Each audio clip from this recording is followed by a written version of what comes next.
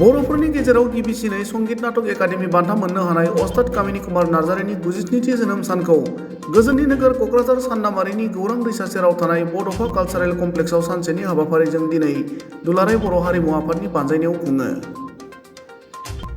अस्ताद कामिनी कुमार नार्जारिनि 97थि जोनोम सान फालिथायजों लोब्बा लाखिनानै बर' हारिमुआव अस्ताद कामिनी कुमार नार्जारिनि बिहोमा आयदानि सायाव सावरायमेल जालाङो।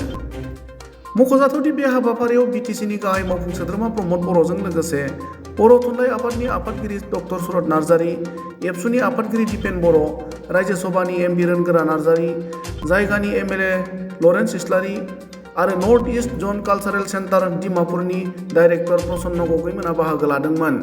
गुबुन फारसेथिं दिनैनि बे हाबाफारियाव बाहागो लानानै बिटिसिनि गाहाय मावफुं सोद्रोमा प्रमद बर'आ खौरांगिरिनि सिगाङाव 9 नभेम्बर खालारखौ बिटिसि खुंथाया हारिमु सान महरै फालिगोन होनना रादाय होनायजों लोगोसे अस्ताद कामिनी कुमार नार्जारिनि होलांनाय बिहोमाखौ दोनथुमनो थाखाय सोरखारनिफ्राय 1 कौटि राङारि अनसुंथाइ होगोन होनना बुङो।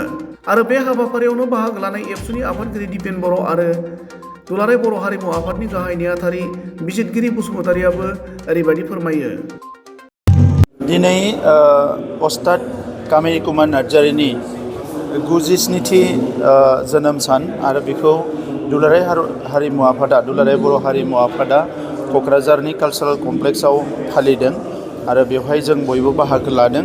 गिबियावनो आङो अस्ताद कामिनी कुमार नार्जारि बिथांनि सोरगोआरि जिउ सोलेरनि खाथियाव आंनि खुलुमनायखौ बावहरो, सिबिनायखौ बावहरो जे आरो लोगोसे अबंलावरनि खाथियाव आर'ज गाबो बिथांखौ जाहाथे अराय सम सोरगोआव आलो गोजोनै थानो अराय जायगा होबाय थायो, बेनि थाखाय आङो अबंलावरनि खाथियाव आर'ज गाबो।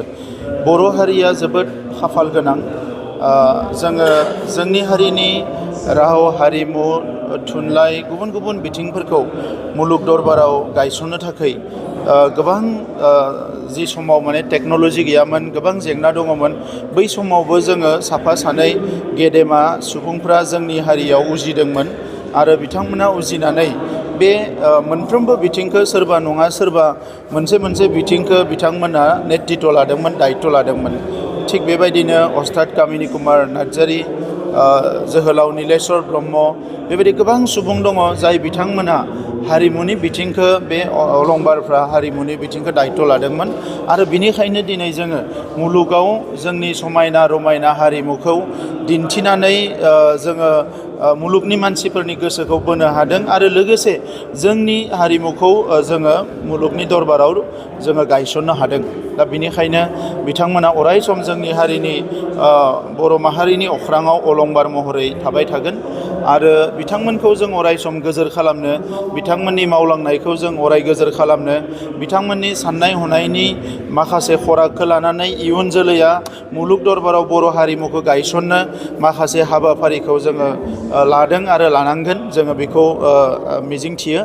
दा बिनिखायनो बिटिआर गभर्नमेन्टआ अस्ताद कामिनी कुमार ब्रह्मनि बिथांनि माखासे गोसोखांथिफोरखौ, बिथांनि माखासे सोरजिलांनाय गुबुन गुबुन माखासे सोरजिलुफोरखौ अराय दोनथुमनो थाखाय देग्लाय बोसोरनिफ्राय बिथांनि जि ट्रास्ट दङ बे ट्रास्टखौ माखासे अफिस न' बायदिसिना लुनो थाखाय 1 करोड़ जोङो 1 करोड़ जोङो रां जोङो देग्लाय बोसोराव सेंसन होगोन। फैगौ बोसोरावबो फैगौ आरो होबावगोन आरो बेखौ अराय गोजोर खालामनो थाखाय जोङो नाजालांगोन आरो बेजों लोगोसे गुबुन गुबुन जोंनि हारिमुनि बिथिङाव जायफोर दैदेनगिरिमोन बिथांमोननि मावनाय दांनायखौबो गोजोर खालामनो थाखाय जोङो हाबा मावलांबाय थागोन आरो बर' हारिमु आफादा खावलायनाय लेखायै देग्लाय बोसोरनिफ्राय जे 9 नभेम्बर बिथांनि जि जोनोम सान बेखौ बर' हारिमु सान हिसाबै अराय फालिलांबाय थागोन, बेखौ बिटिआर गभर्नमेन्टनिफ्राय डिक्लेयार होनाय जाबाय आरो बेजों लोगोसे जोङो बर' हारिमुखौ आरोबाव गोजौआव लांनो थाखाय देग्लाय बोसोराव इण्डियानि फक कालचार आरो बागुरुम्बानि जि गिनिस रेकर्ड खालामनाय बिनि प्रिपारेसनखौ दुलाराय बर' फरायसा आफाद, हारिमु आफाद, बर' थुनलाइ आफाद जयै जों बिटिआर सरकार प्रिपारेसनखौ खालामगासिनो दङ।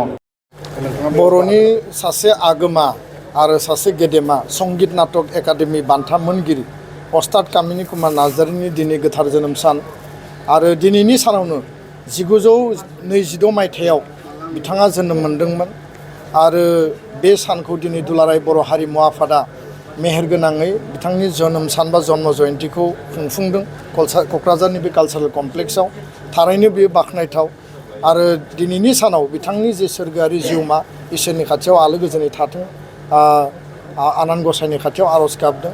अस्ताद कामिनी कुमार नार्जारीखौ नागारनानै बर' हारिमुनि थांना थानाय आरो थांनाय सम आरो इयुनखौ जों मालाबाबो आबुङै जोङो फुरा खालामनो हाया। बिथांखौ लाफानानैसो बर' हारिमुवा दिनै बे पर्यायाव फैदों। गोबां हारिमुनि बिथिङाव बा मोसानाय दामनाय देनाय बे बिथिङाव हाबा मावग्रा दङ, खिन्थु जेरैबायदि कलागुरु बिष्णु प्रसाद राभा, जेरैबायदि नोङो ज्योति प्रसाद आगरवाला, जेरैबायदि डक्टर भुपेन हाजरिका, अस्ताद कामिनी कुमार नार्जारीया गावनि न' बां गासैबो बिथाङा मोनसे समाव त्याग खालामनानै समाज आरो हारियाव बर' माहारियाव मोनसे जावरिखांनाय लाबोदोंमोन। बागुरुम्बा मोसानाय दामनाय देनायखौ ओरैबायदि मोनसे पर्यायाव लाबोदोंमोन जायनि थाखाय 1922 मायथाइयाव गिबि खेबनि थाखाय भारतनि इन्डिया गेटआव रिपाब्लिक डेआव बागुरुम्बाखौ दिन्थिनानै बेस्ट एवार्ड मोननो हादोंमोन आरो मुलुगनि भारतनि मानसिफोरा बाख्नायजानाय मोनसे महराव बर'नि मोसानाय बागुरुम्बाखौ बर' हारिनि मोसानाय होननानै बिथाङा गायसननो एस्टाब्लिश खालामनो थाखाय जिखिनि हाबा मावदोंमोन बे जोंनि थाखाय अरायबो अमर थैनो रोङै जानानै थागोन। नैथि खेबाव बिथाङा वेस्ट बेंगलनिफ्राय बागुरुम्बा मोसाहैबावदों आरो इन्दिरा गान्धीया प्रधान मन्त्रि थानाय समावनो बिथाङा माने मोसाहैदोंमोन आरो बियो जोंनि थाखाय जेब्लाबो गोग्गाथाव। दा बेखायनो बिथांनि माखासे थांखि हाबा मावलांनाय कन्ट्रिबिउसन बेखौ जों अराय गोसोखांनांगोन, इयुन जोलैया सोलोंनांगोन। दुलाराय बर' हारिमु आफादा बागुरुम्बाजों लोगोसे गुबुन गुबुन मोसानायखौ मोनसे सिस्टेमाव लाबोनायनि थाखाय दिनै हाबा मावदों आरो बिनि गेजेरजों दिनै बर' हारियाव इयुन जोलैनियाव बागुरुम्बा आरो गुबुन गुबुन मोसानाय मुसुरनाय दामनाय देनायखौ लानानै दिनै मोनसे रिभलिउसन फैदों आरो हारिमुवा जेब्ला गोथाङै थागोन मोनसे हारिया गोथां जानानै थागोन।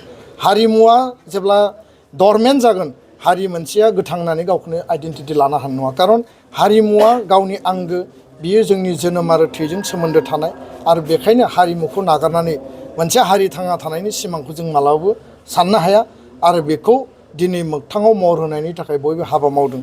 दा बेखायनो दिनैनि साना जोंनि थाखाय मोनसे सिगनिफिकेन्ट दे, गोसोखांथाव सान आरो इयुनाव अस्ताद कामिनी कुमार नार्जारीनि लामा दिन्थिलांनायजों हाबा मावोब्ला बर' हारिया मुलुग दरबाराव आरोबाव रासिनै मुलुगनि गुबुन गुबुन खनायाव जों जे बर' आरो बर'नि मोसानाय मुसुरनाय दामनाय देनाय बागुरुम्बानि माखासे फिचार्स आरो बैखिस्थ्यफ्रा मा बेखौ जोङो आबुङै आरो जोङो रोखायै दिन्थिफुंनो थाखाय हागोन आरो मुलुगा जोंखौ बयबो सिनायगोन आरो मुलुगा जोंखौ बुजिनो नाजागोन। गोजोन्थों। जों दिनै दुलाराय बर' हारिमु आफादा जोंनि बर'नि गिबिसिन संगित नाटक एकाडेमि बान्था मोनगिरि अस्ताद कामिनी कुमार नार्जारीनि 97थि जोनोम सानखौ जोङो क'क्राझारनि बिखायाव थानाय बड'फा कालचारेल कमप्लेक्सआव दिनै 9 नभेम्बर खालि सानसेनि हाबाफारिजों बिथांनि गोथार जोनोम सानखौ जोङो दुलाराय बर' हारिमु आफादा मोजाङै मोजां खुंफुंलांबाय। बे खुंफुंलांनायनि जाफुंसारनायनि आन्दोआवनो दङ जोंनि जोंजों लेंहरजानाय आलासि बिथांमोन, फुंखा सुबुं बिथांमोन आरो गुबुन गुबुन ओनसोलनिफ्राय नुजाफैनो हानाय हारिमु सिबियारि, मोसाखावरि, रिंगु दामसा बिथांमोन, हारिमुखौ मोजां मोनग्रा बिथांमोन आरो बिथांनि न'खरनि बाय बाहागि जोंखौ मदद होफैदों। बिथांजों सोलोंजानो मोननाय अस्ताद कामिनी कुमार नार्जारीनि जे मोसानाय फोरोंनायखौ सोलोंनानै लानो हानाय गोबां सोलोंसा बिथांमोनहा नुजाफैनानै दिनैनि बे हाबाफारिखौ मदद होफैदों आरो जोंजों सावरायमेलाव बाहागो लाफैनानै जे जोंनि बिटिआरनि चिफ मानगोनां प्रमद बर' बिथाङाबो नुजाफैदों आरो बेखेवगिरि आलासि महरै दुलाराय बर' फरायसा आफादनि आफादगिरि दिपेन बर' बिथाङाबो नुजाफैनानै हाबाफारिखौ जाफुंसार होलांदों आरो जोंजोंनो हांख्रायनानै लाबोजानाय सायख'जानाय बुंथिगिरि हिसाबै नर्थ इस्ट जन कालचारेल सेन्टार डिमापुरनिफ्राय फैनो हानाय डक्टर प्रसन्न गगৈ बिथाङाबो जोंनि हाबाफारिखौ जाफुंसार होफैदों आरो मुकुल राभा जाय बिथाङा कामिनी कुमार नार्जारी थांनानै थानाय समाव बिथांजों हारिमु बिथिङाव खामानि मावफानाय गोबां दाब दाब जायगायाव बिथांमोनहा सानैजों हानजा दैदेनलांनानै हाबाफारिखौ जाफुंसार होदों आरो मुलुग दरबाराव बर'नि हारिमुखौ, बर'नि बागुरुम्बा मोसानाय, बारदै सिख्ला मोसानाय,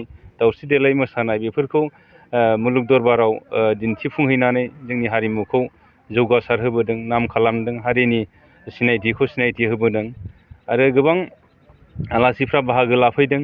जों खावलायनाय बायदियैनो बिथांमोनहा हाबाफारिखौ जोङो जेबायदि आसा खालामदोंमोन बेबायदिनो फैनानै जाफुंसार होफैदों। आरो मोनसे जोंनि थाखाय गिनेस वर्ल्ड बुक रेकर्डआव खालामनो थाखाय लाहार फाहार खालामनो थाखाय बिटिआर प्रमद बर'आ जागायबाय होनना फोरमायदों। हारिमु आफादनिफ्राय माबायदि बुंनो सानो बे बिथिङाव? जे बागुरुम्बा मोसानायखौ मुलुग दरबाराव जे गायसननो थाखाय जे गिनेस वर्ल्ड रेकर्ड बेवहाय दिन्थिफुंनो जे जोंखौ दुलाराय बर' फरायसा आफाद, बर' थुनलाइ आफाद आरो बर' हारिमु आफादखौ बिटिआरनि मानगोनां चिफ बिथाङा दायथ' होदों। नंगौ, जों बिथां बुंनाय बायदि, बिथां थिननाय बायदिनो जोङो जेबायदि हाबाफारि मावनांगौ जों बेखौ मावजेननाय जाहैबाय। जोङो गिबियावनो थांनाय 21-22 बे अक्ट'आवहाय जोङो काजलगावआवहाय मोनसे वार्कशप खुंबाय बागुरुम्बा मोसानायनि सायाव अस्तादफोरखौ सोरजिनो थाखाय। आरो बे अस्तादफ्रानो गुबुन गुबुन दाब दाब जायगायाव थांनानै फोरोंहैगोन।